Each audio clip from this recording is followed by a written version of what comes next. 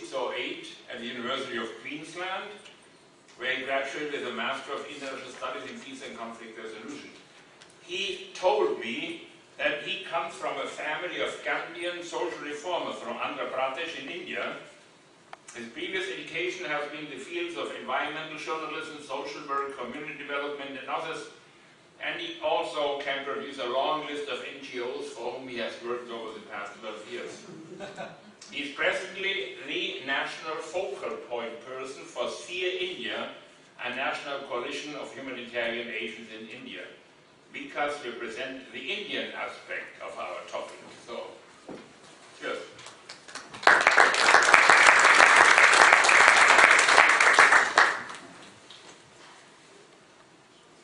We have a house, but not a home. My children have a camp, but not a society. They have a present, but not a future. Today is a nightmare, tomorrow is a dream. These were the words of a woman who lost her husband and had 4 children with whom she had to run to an internally displaced camp in Kandhamal, Orissa, wherein the violence between Christians and Hindus was at a peak. Husband was hacked to death.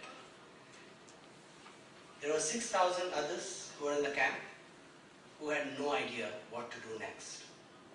Everybody were talking about peace, yes, but will they follow me when I go back home? This is the question she asked me. It was absolute uncertainty that these people who are displaced because of communal violence, because of ethnic hatred, because of violence between 2 castes, whether they go back and they settle in their own homes. For many of us, white-collar migration in search of better opportunities might have realized what we dreamt of. But there are many more who are victims of circumstances for whom migration is a result of forced displacement.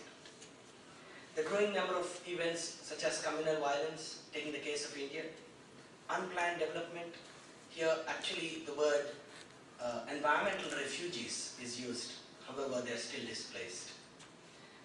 Marginalization, war, natural disasters in fact have been on a rising number in India, have made people both direct and indirect victims. Life for them is caught up in searching for the safer and the better. But however, due to lack of resources, they do not have a choice but to live in the country which at the first place created the displacement. It is very difficult to distinguish between poverty-induced and conflict-induced population movements, for the reason that in many cases, the motives can be a combination of interlinked and overlapping factors. The group of IDPs adds to the list of the weak and the disempowered, while at the same time it cuts across those groups, further augmenting the vulnerability. The IDPs in India have generally dislocated from the rural to the urban areas as their final destination. The logic of dislocation follows closely to the dynamics of the conflict. However, it's interesting that no survey has been carried out to assess the vulnerability of the IDPs on the basis of different indicators such as shelter, food, drinking water, sanitation, medicine, healthcare, and so on. Apart from being a humanitarian problem, internal displacement is a human rights problem as well, requiring specific measures to protect the physical safety and the human rights of those uprooted. But historically, it very clearly revealed that no country will be proud to put forth statistics of how many of its citizens are displaced, for it reflects on the quality of the governance.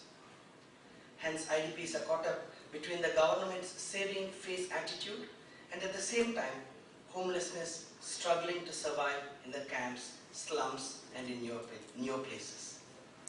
The IDP situation is an independent country's decision, and they have the sovereignty to handle the same. However, it's important that, and also to recognize that sovereignty comes with responsibility. The complexity of situation in India is much higher for the reason where caste plays a major dominant role, and it usually flares up during emergencies and disasters. It's the socially and economically backward communities and the Dalits, the so-called untouchables, that are marginalized. The displacement pulls them further into the web of circumstances. The lack of regional or national mechanisms have meant that different groups of IDPs are treated differently according to which Indian state they live in and their caste and ethnic status. Taking the case of Kashmiri Pandits, the estimated 350,000 Hindus displaced as a result of ongoing conflict in the Kashmir Valley receive an assistance of $40 while the 300,000 IDPs displaced in northeastern states of India get almost nothing. Many continue to live in the makeshift camps, unable to access health and education services, effectively abandoned by the government. Adivasis, or the tribals, they're around 7.5% of the Indian population, are a disproportionate segment of the India's IDP population. They make up to 40% of the estimated 33 million people displaced by development projects such as the Narmada Dam construction. It's also interesting to note that in India, international incidents have ripple effect. Taking the case of religious conflict elsewhere, it triggers similar effect in India. The clash between two religions, for example, Hindu-Muslim or Hindu-Christian and ethnic rivalry elsewhere, has left many people who are far from the conflict, somewhere remote in the Indian villages. The ripple effect of migration is seen in the increasing number of slums in the urban areas, leading to a plethora of issues related to abuse, violence, HIV/AIDS, discrimination, thereby leaving a traumatic condition of the displaced. Distress migration, which is also a result of the ongoing torture they experience being minorities or from the government's growing lopsided development programs, has a direct bearing on child trafficking, as my colleague very rightly said. As in many cases, parents along with their livestock put a price tag on their children. This case has been very clearly visible. I was for the last 40 days between India, Bangladesh and India-Nepal border, shuffling between the two, for the reason there were two natural disasters that struck India at the same time. The cross-border trafficking is really one of the key issues post-disasters, because I find it very difficult to handle the kind of economic stress they have. So the distressed sale of children has been a very rampant issue in India. IDPs face a myriad problems which require multiple efforts to address their situation. Every problem can and will have a solution. All that requires is the indomitable will of the people who are working for it. However, no single agency or government may be able to cater to the needs of the displaced. There is a greater need for the humanitarian agencies and the governments to join hands and collectively address the issue on an inter-agency platform.